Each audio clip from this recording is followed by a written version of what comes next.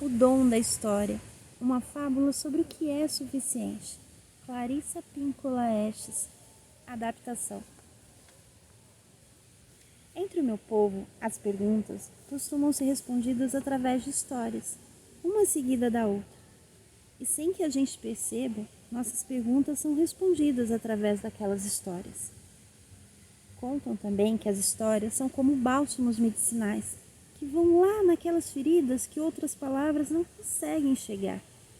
Essas histórias medicinais são usadas para ensinar, corrigir erros, iluminar, auxiliar a transformação, curar ferimentos, recriar a memória. Seu principal objetivo consiste em instruir e embelezar a vida da alma e do mundo. Eles eram lavradores simples que moravam nos povoados minúsculos e aldeias remotas. E como milhões e milhões de mulheres e homens semelhantes nos países de toda a Europa, todos eles foram lançados numa guerra que não criaram e que, no entanto, eram forçados a suportar ou morrer. Titia, como todos os que sobreviveram, costumava repetir o tempo todo: "Não consigo tocar nesse assunto. Ninguém pode entender como foi terrível. Ninguém pode entender como foi a menos que tivesse presenciado a guerra, sentido seu cheiro, ouvido seus ruídos, se agarrado à vida durante aquele período." Quando eu lhe perguntava que lembrancinha ela gostaria de ganhar no aniversário ou no Natal, sua resposta era sempre a mesma: "Presente nenhum, por favor, minha querida. Os presentes que eu mais queria já estão aqui, agora. Poder abraçar uma criança de novo, poder sentir o amor, poder rir às vezes e finalmente poder novamente chorar. Tudo que mais quis está aqui." Eis a história que ela me deixou sobre o suficiente. Ela contou em terceira pessoa, como as pessoas contam quando não conseguem tocar nesses assuntos. Uma das histórias que ela me contou é a seguinte: há muitos e muitos anos, durante a guerra, uma pequena fazenda na Hungria foi invadida 3 vezes, por 3 exércitos diferentes. Perto do final da guerra, no inverno, apenas 3 dias antes do Natal, chegou ainda mais um exército e carregou praticamente todos os que restavam para campos de trabalhos forçados. Os outros foram levados marchando até a fronteira, sendo ali deixados, sem sapato e sem agasalhos. Por um milagre, uma das velhas conseguiu se esconder na floresta. Assustada e aflita, ela perambulou pela mata por horas intermináveis, tentando num instante ficar negra como um tronco de árvore, e no instante seguinte branca como a neve. Ao seu redor, apenas a noite estrelada, e de quando em quando o som da neve caindo das árvores. Com o tempo, ela chegou a um pequeno barracão do tipo usado por caçadores. Encontrando o vazio, ela entrou e se deixou cair no chão, aliviada. Foram apenas momentos, até ela perceber que ali, na cabana, na penumbra, havia mais alguém. Era um homem muito velho, cujos olhos estavam cheios de medo, mas ela soube imediatamente que ele não era seu inimigo. Num instante ele percebeu que ela também não era sua inimiga. Ali ficaram eles sentados, 2 estranhos, sem nada de seu, privados de tudo, a não ser das batidas do coração. Ali estavam eles, 2 refugiados, atentos para ver se ouviam passos na neve, 2 criaturas prontas para fugir no instante necessário, e juntos carregavam toda essa mágoa, numa noite belíssima, na qual em tempos normais as pessoas de toda parte estariam celebrando, ao seu próprio modo, o apogeu do Natal e a volta da luz abençoada ao mundo. Estava claro, pelo jeito de falar do homem, que ele tinha muito mais instrução do que a mulher. Mesmo assim, ela ficou grata quando afinal ele disse: "Deixe-me contar uma história para passar a noite?" Ah, uma história, algo conhecido. Na época em que viviam, nada, mas absolutamente nada fazia sentido. Já uma simples história, Isso ela podia compreender. Eis a história que ele narrou, uma história que conferiu significado à pergunta: o que é suficiente? E tornou aquela noite diferente de qualquer outra passada ou futura. Nesta noite não temos nada, começou o velho. Mas em outras partes do mundo há sem dúvida pessoas que podem ter muito mais do que precisam. O que é suficiente? Você já pensou nisso? Vamos pensar juntos com uma história.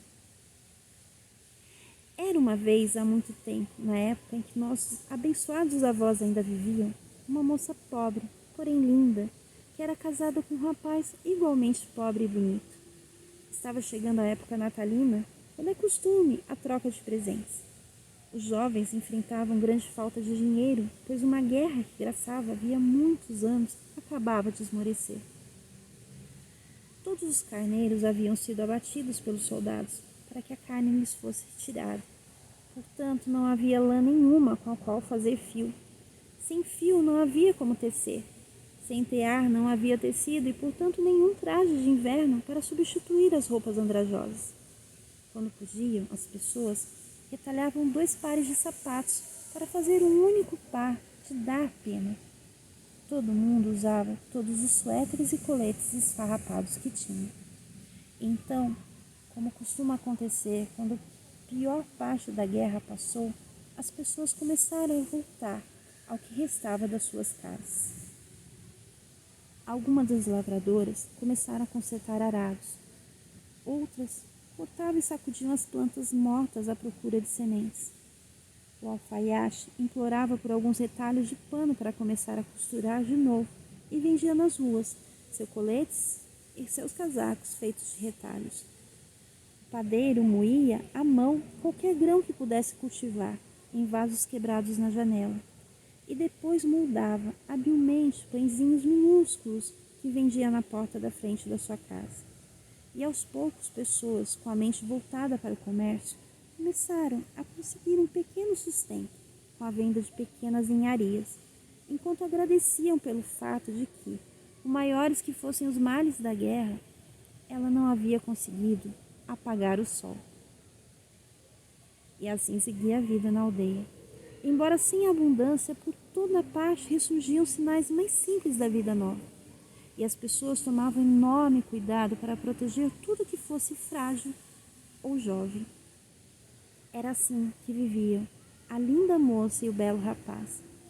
Embora tivessem perdido muito com a guerra, eles ainda possuíam 2 bens de valor. O rapaz havia conseguido não se desfazer do relógio de bolso do seu avô e sentia orgulho em informar as horas a quem lhe perguntasse. E a moça, apesar de mal nutrida há meses, ainda tinha uma longa e bela cabeleira, que quando ela soltava, tocava o chão. E assim, ricos, dessa forma simples, o jovem casal levava a vida, tentando ganhar alguns centavos com a venda eventual de um pequeno nabo ou de uma maçã de inverno. Velas de trapos e óleo estavam acesas nas vitrines da cidade inteira para o Natal. A noite chegava mais cedo, ficava mais tempo e a neve caía veloz. A moça queria tanto dar ao marido um presente de Natal. Enquanto encarava a difícil situação em que estava, sem o menor sinal de autocomiseração, ela não conseguiu deixar de chorar em silêncio. Percebeu que as lágrimas não ajudariam se ainda quisesse encontrar um presente para o marido. Por isso, secou o rosto e arquitetou um plano. Vestiu seu casaco surrado e calçou 2 pares de luvas, cada um com dedos diferentes faltando. Saiu correndo pela porta e pela rua lamacenta. Passou por todas as lojinhas com pouquíssimas mercadorias. Nas vitrines, nada mais importava, que ela agora tinha em mente um presente especial para o marido, que trabalhava tanto e com tanto afinco para tão pouco conseguir trazer para casa. Ela queria retribuir. Passou por pilhas de entulho, por escadas sem casas e desceu por um beco estreito até entrar num prédio sombrio. Subiu 3 lances de escada, correndo, a essa altura já sem fôlego e praticamente sem força suficiente para bater a porta. Madame Sophie atendeu. Seu cabelo era laranja e arrepiado em toda a volta da cabeça. Suas sobrancelhas eram como escovas cheias de fuligem. Ela era, sem dúvida, a velha mais estranha que já pisou na superfície da terra. Ela, que antes da guerra fazia finas perucas para mulheres e homens ricos, estava agora reduzida a viver num apartamento de um cômodo sem calefação. Os olhos de Madame Sophie cintilaram quando viram a moça e disse: "Ah, você veio vender seu cabelo?" Ela e a moça barganharam muito, até que afinal chegaram a um acordo. A moça se sentou na cadeira de madeira e permitiu que seu cabelo fosse cortado. "Tome seu dinheiro", rosnou a velha. Ela pôs umas moedas na mão da moça, empurrou-a para o corredor e bateu à porta. E ponto final. Apesar de passar por uma tortura dessa, a moça era guiada por uma visão interior, e seus olhos voltaram a se iluminar de entusiasmo. Correu pela rua até um homem que vendia correntes prateadas para relógios. Ela lhe deu os centavos que tinha antes e os que ganhou com a venda do seu lindo cabelo. E com as mãos imundas, ele lhe entregou uma corrente para relógio. Ah, como de repente ela se encheu de alegria por ter um presente para dar ao seu amado, pois praticamente correu para casa, com os pés mal tocando o chão, como o anjo que ela, em outro lugar ou em outra época, poderia de certo ter sido. Enquanto isso, o marido estava ocupado com seu próprio esforço para encontrar um presente para sua querida mulher. Na esquina, onde ventava muito, um mascate exibia nas palmas das mãos 2 pentes simples e sem graça. Um era perfeito, o outro faltava um dente. O rapaz soube que havia encontrado o presente perfeito. 12 centavos por esses pentes elegantes, sugeriu o vendedor. Mas eu não tenho 12 centavos, disse o rapaz. Bem, e o que você tem? E começaram a pechinchar. Enquanto isso, de volta ao minúsculo quarto alugado, a jovem molhou o cabelo com um pouquinho de água e o forçou a formar ondinhas em volta do rosto.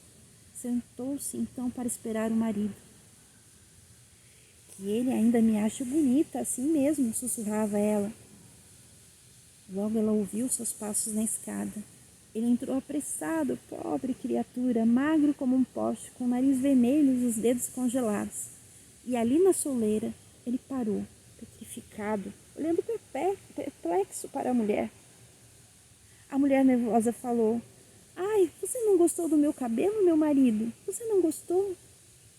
Bem, por favor, diga alguma coisa."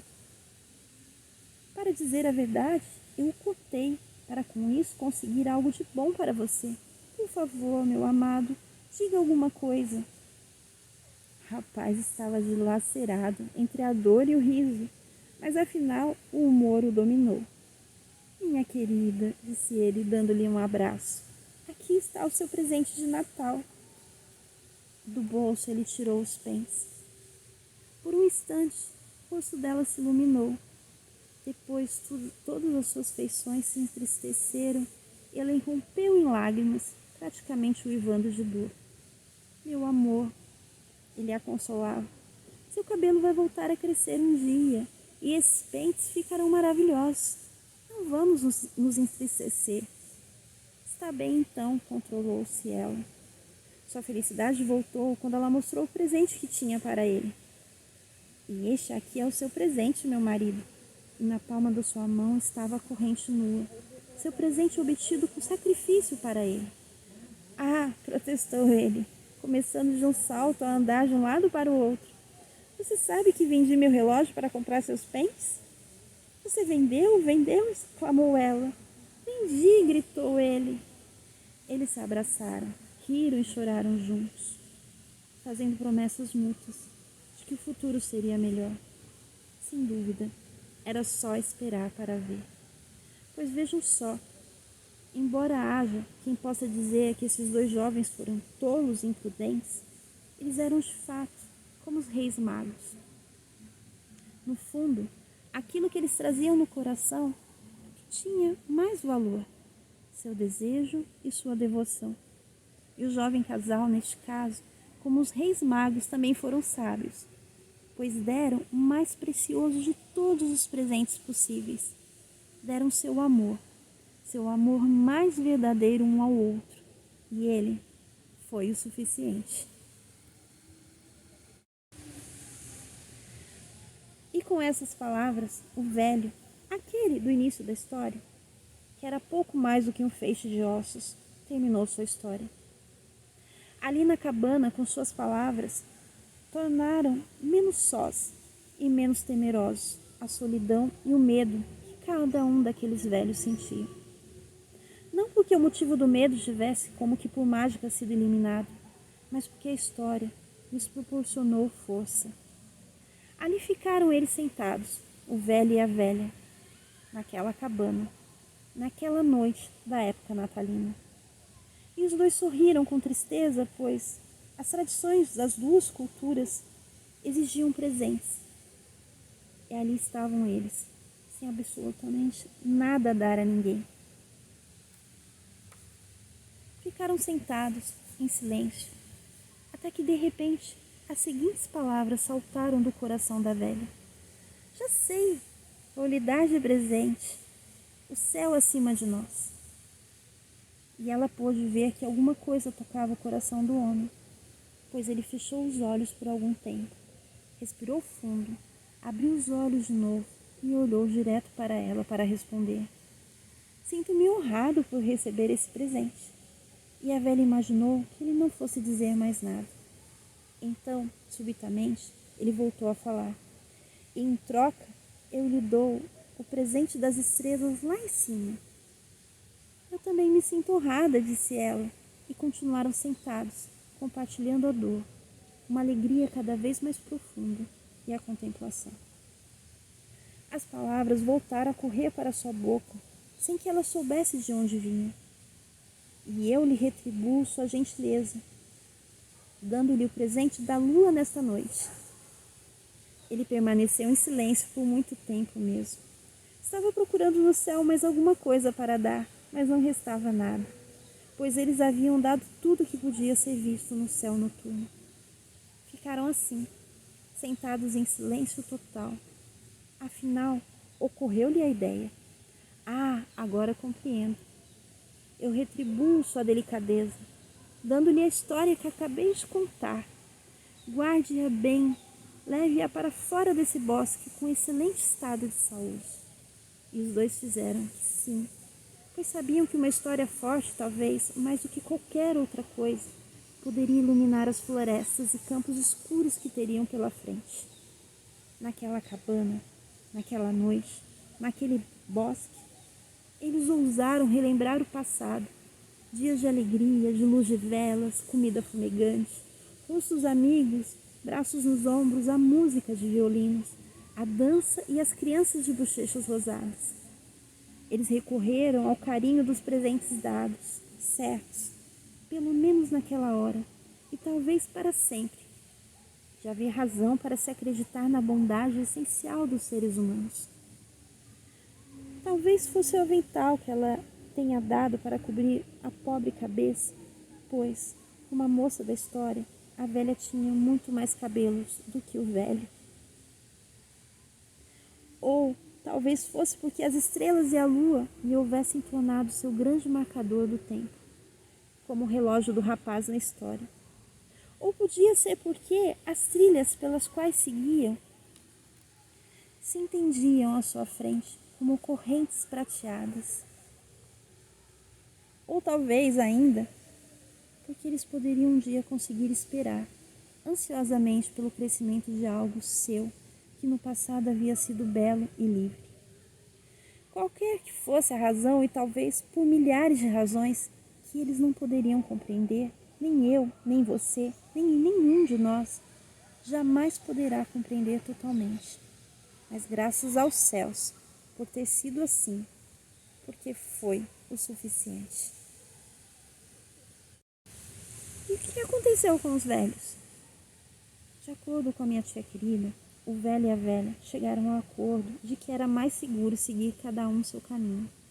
Portanto, ao entardecer do dia seguinte, um crepúsculo de inverno na Hungria, eles se despediram e seguiram seus caminhos, arriscando-se sozinhos na floresta.